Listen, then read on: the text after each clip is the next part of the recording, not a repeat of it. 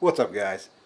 Since I made up my mind to go forward with the Camshaft for buck, it'd probably be a good idea first to make sure that is the problem and the cam is, 100% gone. And I'm pretty sure it is. But tonight we're going to get started just on the teardown. Well, before we start that, there's one thing I want to do.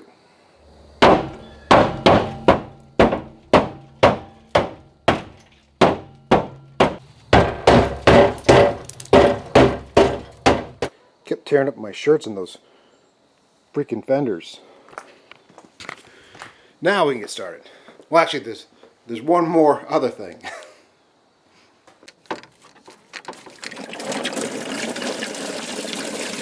Oh, come on, get the bucket. Yuck.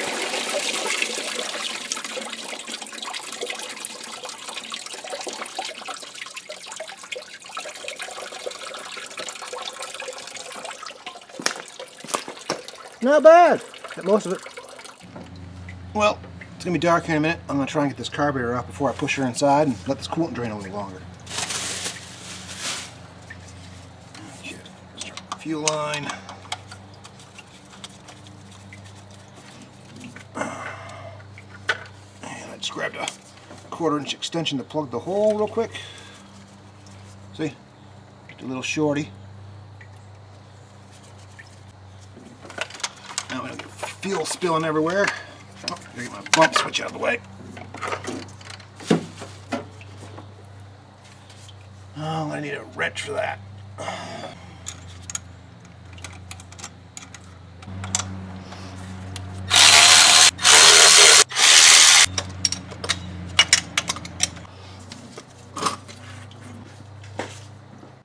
Woo! This carburetor is nasty. Look at all that. Should have used an air cleaner. Oh well. I'm not even sure if I'm going to use it. I got a 650 double pumper I might put on there for now because I don't know if I want to, go through and tear it down and clean it all out.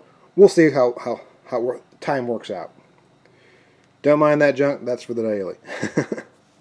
So, as you can see, it's already dark. And I'm going to head in, grab a quick bite to eat, grab a hoodie because it's starting to get chilly, and we'll get that intake off. Come on, Larry.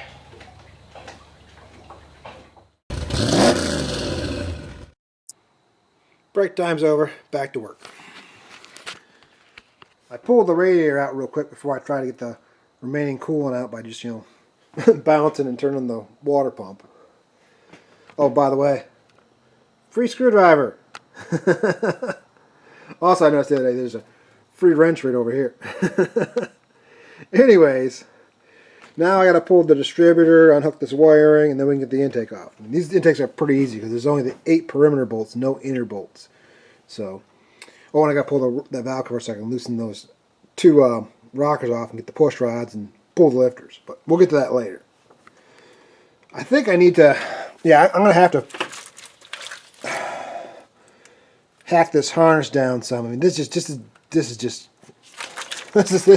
excessive. I mean, that's a new use for an air gap, but I'll deal with that later sometime after this video. For now, let me get to work.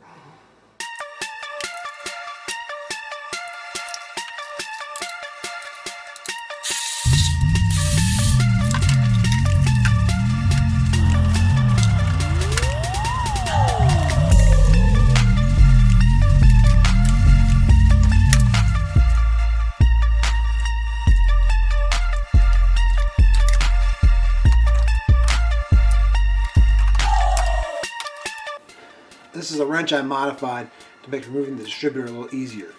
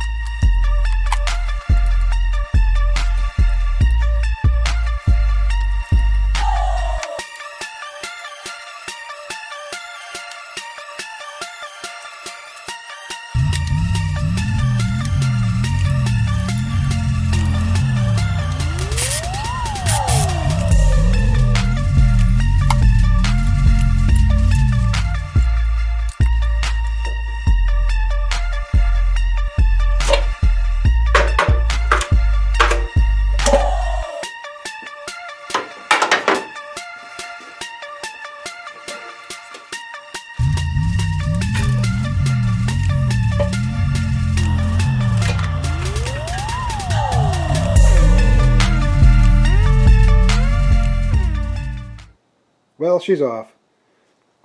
Those bolts, they kind of screwed up my shot. I mean, it felt like they were tightening up and stuff. I mean, I don't know what this sealer or Loctite on there, but I mean, even the impact didn't want to take them off, and I just the other day pulled off lugs with that impact. So I mean, I don't know what's going on there, but they're off.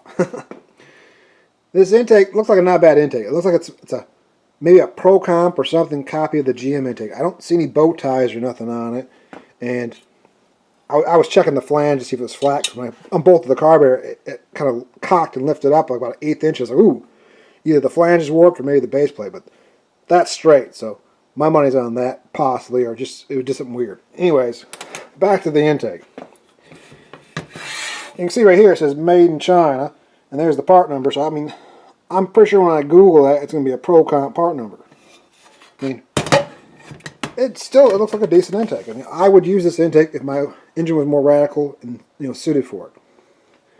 Another surprise is this distributor. I thought it was maybe an aftermarket mechanical or something, but I think this is just a stock TBI. I mean, I'm not super TBI, familiar, so unless they have some kind of weird module, this thing was probably acting like a locked out distributor, I guess. Yeah, see, there's the cap right there. I mean, it's just looks like stock stuff to me. I mean, I don't know. I mean, I've messed with TBIs too much other than just replace a few parts. You can see right here, these gaskets are actually decent. I probably could reuse them if I wanted to. I know this is not a roller. It has the three bosses for a roller, but they're not tapped and drilled and tapped. And you can see that the top of the lifters are not machined down for the little holders for the spider. So flat tappet cam confirmed, and it looks like those lifters are maybe a little farther down on the board than the others. But I mean, it's hard to tell because this is the cookie cutter block that you would use for a roller, so that they're all over deeper. I'm used to the older style blocks where you could just see that at least a few of them will be poking right out just at the top of the board, but these are all down in there. So I guess I'll have to pull the valve cover off, and we'll crank, hopefully get a few of those out of there. They could be stuck in the block, so I'm hoping they come out. But we'll deal with that here in a sec. Oh, and I think that's the return fuel line right there. I'm assuming that rusty one is the slave line. New stuff to me, manuals, but here we go. Do this the old-fashioned way. It's getting late and I don't want to use air. Get this garage door open.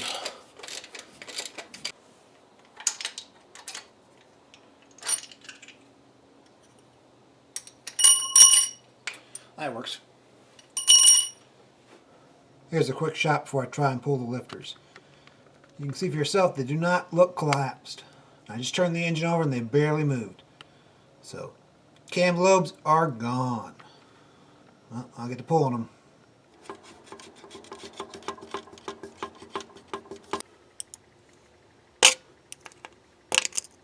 Ah, no luck on that one. She's stuck in there. Looks like we're going to hit every branch on the way down of the worst case scenario tree. These lifters are not going to come out because they're mushroomed.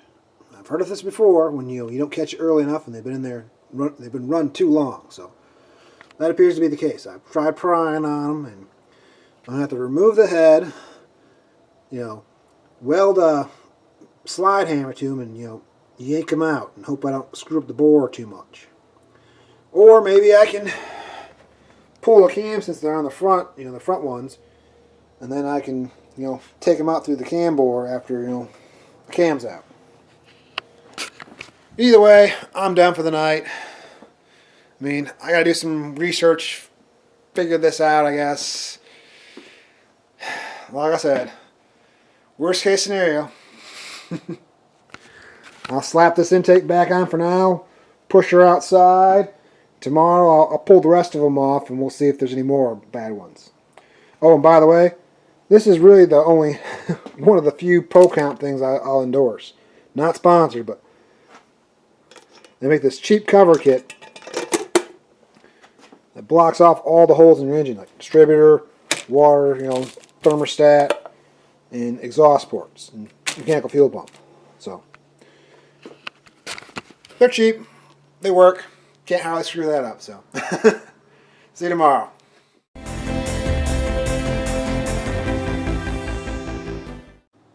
So last night, shortly after I went in, it's the next night, by the way, I found a very promising method for removing those stuck lifters.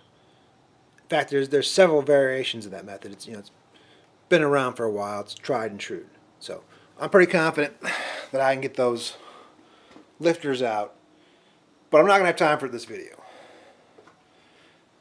I'm still undecided as what I'm going to do once I get them out.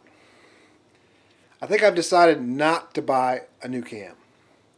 But that still leaves me 3 options. You see, in that engine, all the way over there, there is a cam and lifters already broke in. Now, technically, you're not supposed to use lifters in a different block, even if you keep them in the same orders. I mean, sometimes you can get away with it, sometimes you can't. Just the bores can be off a little bit. But I've done it before and it's lasted for a while. I don't know if that was why it went away, fine when it did, but it could have been a number of things. Anyways, I've decided not to put too much money into this engine. I don't think it's going to be around probably as long as that cam. The second option is I have a stock cam. I saved out of that. I don't know why I saved it, but I put it in the box. The Elgin box, the cam that's in there came in. And I had that on the shelf in my workshop. So I just got to buy some, cheap new lifters, $30 lifters off eBay, generic. Break it in on this, this engine, and to be, good. Good enough. It's a stock cam. It's the small peanut cam, as they call it. The third option probably cost the most. I mean, I do have some of the parts, but I technically I have all the parts, but I want to use them on the other engines. Remember those bosses in here? There's those 3 bosses in the intake, and there should be 2 more bosses down there that I can drill and tap, and I can pretty much kind of retrofit this block for roller cam. Now, technically, you're supposed to machine down the tops of the lifter bosses, but I watched a video where a guy did it, and I guess he didn't have any problems. It's a stock cam, so I don't know. I mean, I'm not going to put one of my good roller cams in here, no.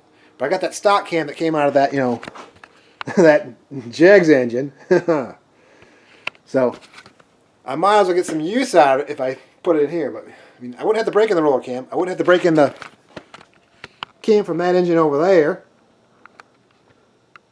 And I would have to break in the Corvette cam. So I don't know. I'm rambling on. I'm going to wrap this up. I'm doing some prep work so I can, get started a little sooner next time. Thanks for watching. Thanks for subscribing. Keep it real.